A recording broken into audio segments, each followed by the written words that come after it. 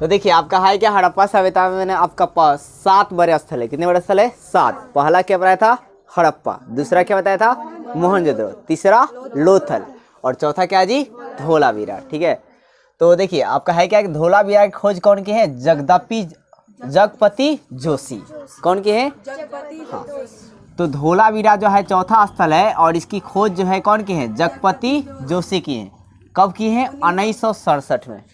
कब जी? 1967 में। ठीक है, तो अब पूछा जाएगा आपसे धोलावीरा की खोज जो है कौन किए हैं? जगपति जोशी किए हैं। कब किए हैं? 1967 में। फिर इसका विस्तृत उत्खनन, पूरा उत्खनन जो है कौन करवाए थे? विस्तृत उत्खनन। ठीक है ना, तो RS बिष्ट। कौन करवाया है जी? RS बिष्ट। विस्तृत उत्खनन मतलब पूरा खुदाई अच्छा तरह से कौन करवाए थे? RS बिष्ट। ठीक है ना, कब करवाए हैं? 1990 में।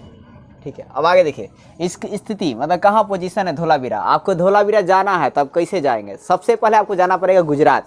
कहाँ जाना पड़ेगा? गुजरात। और गुजरात से जाना पड़ेगा कच्छ की खाड़ी। कहाँ जी? कच्छ की खाड़ी। और उसके बाद ये कहाँ मिलेगा? तो मानसर और मानहर नदी के मध्य। मतलब धोलावीरा जो है किस नदी के बीच में है? तो मानसर एवं मानहर नदी के बीच में है। किस नदी में जी? मानसर एवं क्या जी? मानहर नदी के बीच में है। मानहर क्या जी? मानहर नदी बीच में है।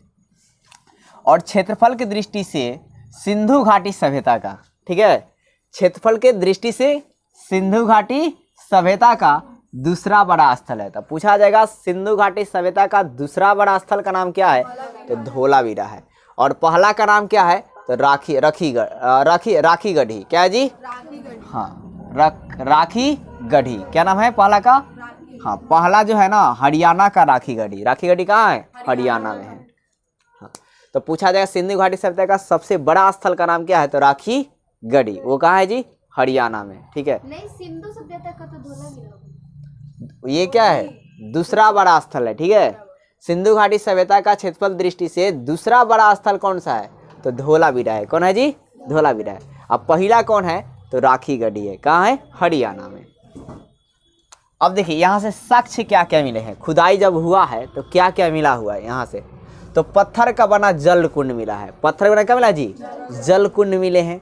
आज भी अगर आप राजगीर जाएंगे तो यहाँ पे गर्म जल कुंड है, ठंडा जल कुंड है। ठीक है, फिर एक क्या जो क्या थे? शैल स्थापत्य कला का सुंदर आपका उदाहरण है। ठीक है ना, मतलब देखने में बहुत ही अच्छा लगता है। फिर आपका है क्या? ये त्रिस्तरीय नगर योजना है। यहाँ पर क्या जी? त्रिस्तरीय नगर योजना है। देखिए हर जगह 2 स्तरीय नगर योजना है, स्पेशल धोलावीरा में ही कैसा है? त्रिस्तरीय नगर योजना है। ठीक है, फिर है क्या?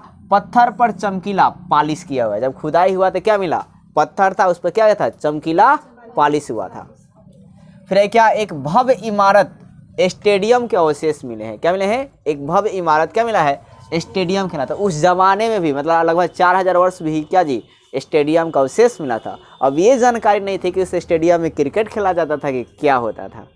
ठीक है, हाँ, ये आपको जानकारी तब पता जब टाइम मशीन बन जाएगा, उस टाइम आप फील करके देख सकते हैं, लेकिन ये शायद मुश्किल है। देखिए अब है क्या?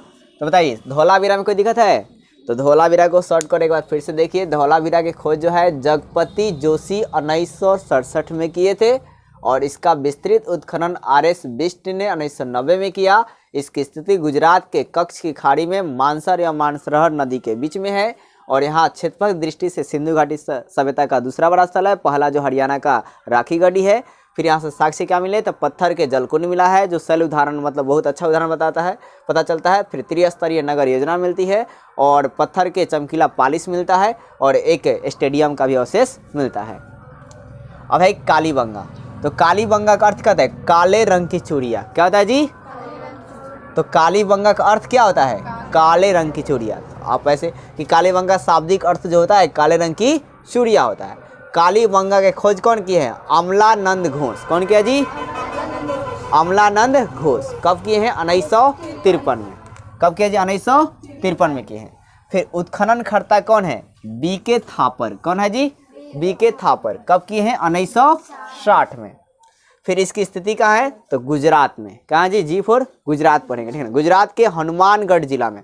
मतलब अगर आपको कालीबंगा जाना है तो सबसे पहले आप कहाँ जाएंगे? गुजरात। और गुजरात के किस जिला में जाएंगे? हनुमानगढ़ जिला में।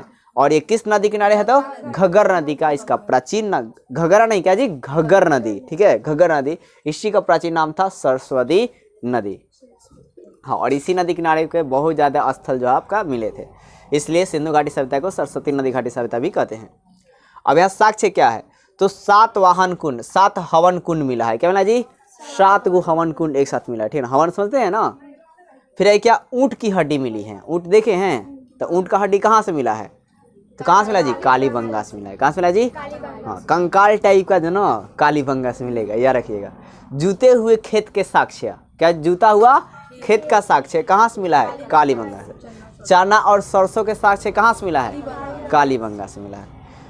फिर है क्या, अलंकृत ईंटे। ईंटे का तो साक्ष्य कई जगह मिला है, लेकिन हमने क्या जी, अलंकृत ईंटे मतलब ईंटे पर डिजाइन बनाया हुआ, ठीक है, उसे कहा जाएगा अलंकृत ईंटे। तो अलंकृत ईंटे का साक्ष्य कहाँ से मिला है? कालीबंगा से। कहाँ से मिला है? कालीबंगा से। फिर लकड़ी का पाइप का साक्ष्य कहाँ से मिला है? कालीबंगा से। फिर है क्या कि बेलनाकार मुहर मिला है, जो कि मेसोपोटामिया के सभ्यता के जैसा है। कैसा है जी? मेसोपोटामिया सभ्यता के जैसा है। ये भी साक्ष्य कहाँ से मिला है? तो कालीबंगा से मिला है। कहाँ से मिला जी? कालीबंगा से। बोले कोई दिक्कत है? तो बस इतना याद और नोट